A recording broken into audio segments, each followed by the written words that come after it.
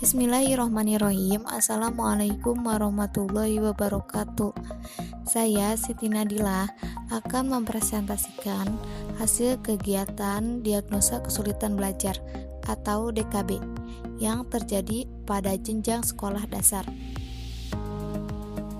Diagnosis kesulitan belajar adalah suatu usaha yang dilakukan untuk meneliti kasus atau menyelidikinya, menemukan penyebab-penyebab timbulnya masalah, serta usaha untuk menemukan letak atau faktornya dan jenis kesulitan belajar yang dialami peserta didik, dan menetapkan kemungkinan-kemungkinan bantuan yang akan diberikan sehingga siswa yang bersangkutan terlepas dari kesulitan belajar yang dialami. Langsung saja kepada penjabaran tentang hasil kegiatan kesulitan belajar yang terjadi pada sekolah dasar. Yang pertama ada masalahnya, yaitu kesulitan belajar peserta didik SD. 1.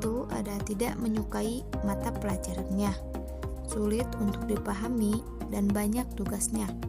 Yang kedua, ada cara menyampaikan materi guru yang berbeda-beda sehingga sulit untuk memahami semua materinya. Yang ketiga, ada lingkungan yang kurang nyaman, tidak cocok digunakan untuk belajar, membuat tidak fokus dan tidak konsentrasi dalam belajar. Yang selanjutnya, ada banyaknya penyampaian materi dan sedikitnya penerapan seperti praktek contohnya. Lalu selanjutnya ada waktu belajar yang lama, membuat pusing dan bosan dari segi waktu.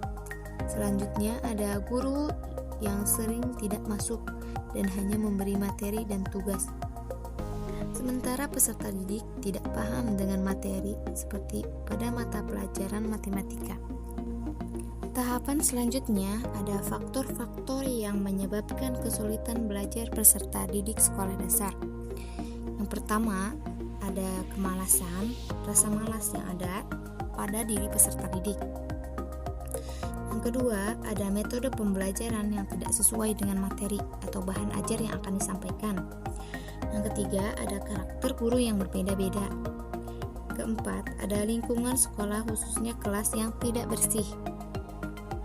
Yang selanjutnya ada kurang komunikasi dengan guru.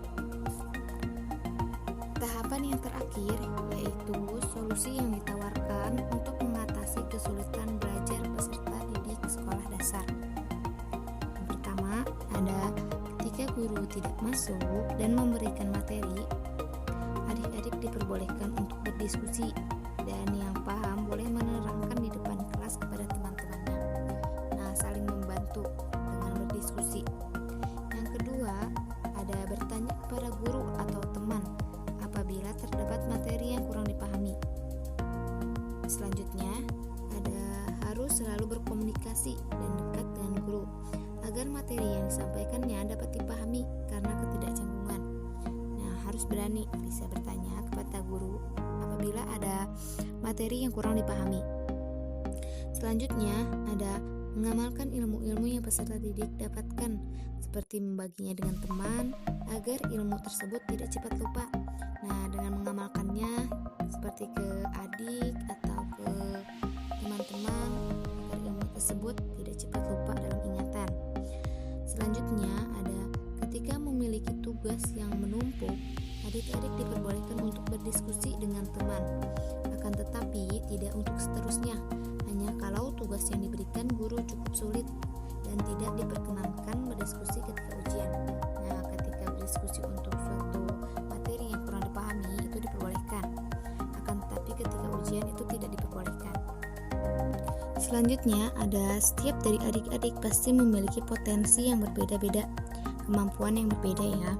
Maka dari itu, aktiflah di sekolah untuk mengembangkan bakat yang sesuai dengan diri masing-masing. Bakat itu berupa akademik dan non-akademik dalam pendidikan. Karena dengan mengetahui bakat itu, adik-adik akan termotivasi dalam belajarnya, sehingga tambah semangat dalam belajarnya. Selanjutnya ada ketika adik-adik melihat kelasnya kotor atau tidak bersih dan kalian tidak menyukainya, maka kewajiban adik-adik untuk membersihkannya, Karena itu bukan hanya untuk orang lain, tetapi untuk diri kita semua masing-masing. Karena kesehatan akan kita rasakan sendiri. Selanjutnya, saya melampirkan lembar wawancara siswa sekolah dasar yang mana saya jadikan narasumbernya dari kelas 6 SD. Cukup sekian dari saya. Terima kasih. Wabillahi taufiq wal hidayah. Wassalamualaikum warahmatullahi wabarakatuh.